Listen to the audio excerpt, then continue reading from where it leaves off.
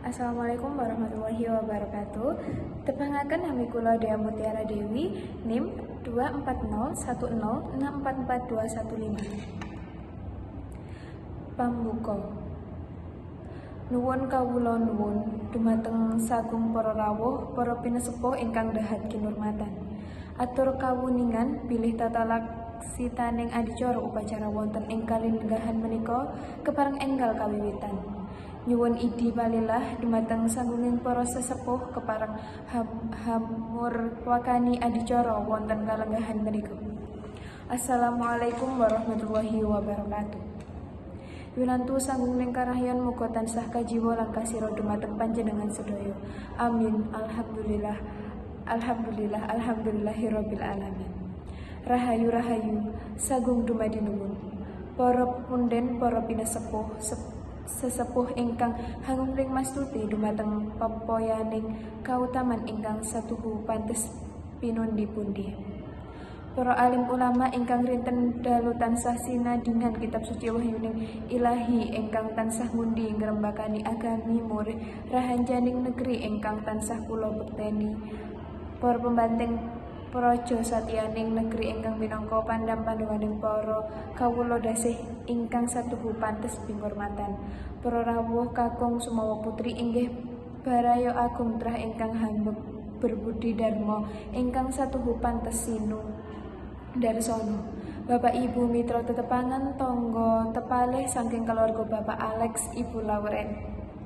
Atur kawuningan wekdal punika pidalemipun Bapak Alex ngawontenaken adicara Jawi kuna utawi kaprasebat upacara adat Tedak Siten utawi Wanasta Mudun Lemah ngancik ingkang putra Marsal jangkep yuswa 7 Candra ateges ngancik wonten 7 wulan badhe tumurun Siti Bantara Bumi Lemah ingkang badhe dipun panci jejabang Marsal. Pramila saking punika sakderengipun adicara dipun wiwiti langkung rumiyin kanthi tembung ingkang endah kawendhar ing lisan. Alhamdulillah kula panjenengan saged kempal manunggal dherekaken adicara punika mugi mangke paripurna. Boten wonten alangan rubeda punapa-punapa. Nyuwun sewu nyuwun idi palilah dalem badhe jentrehaken uga rampening Tedak Sinten ing ngajeng punika ingkang badhe pandu saking kadang kawula inggih punika Mbak Ayu Dea minangka juru pangembaning adik Marsal yaket wonten ngajeng wonten Lemah utawi Siti Bantala dipun pundhut gambaripun dumateng kadang juru foto utawa syuting. Siti Bantala Lemah utawi ingkang dipun sepet Tedak Siten tegesipun Tedak Mudun Siti Lemah. Ngancik jabang punika utawa putri ingkang yuswa umur 7 wulan titi wancinipun Mudun Siti Bantala Lemah Bumi ingkang panjenengan panggeni punika. Kula panjenengan uga cinipta saking Lemah. Besok uga bakal bali ana ing Lemah gesang wonten sak napak Lemah uga pados pepangan pados rezeki ugi sarana dalan midhaki Lemah. Ilmu ingkang panjenengan tampi dayaning sari bumi wujud pari kasempar pala pendem pala gumantung lan sak pinunggalipun. Ugi tinandur wonten Lemah mila saking punika kita tiyang Jawa boten supe marang bumi ingkang sampun paring matikel-tikel kawontenipun wujud Siti Bantala Lemah.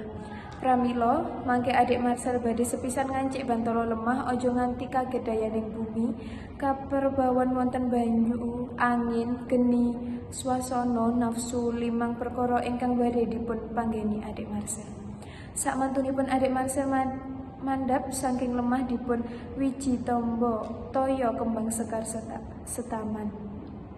Kanthi pandonga mugi adik Marsal bisa ngarumake asmane wong tuwa mikul dhuwur mendem jero derajate wong tuwa kekaro piguna tumraping nusa bangsa lan agama lan kaluwarga.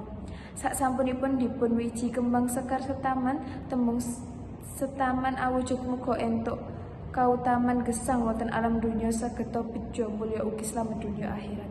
Banjur dipun lajengaken midak jadah warna 7 yaiku putih, abrit, cemeng, kuning ijem ungu lan biru. Kawiwitan kalian jadah putih, lajeng diterusaken miturut runtutanipun. Wassalamualaikum warahmatullahi wabarakatuh.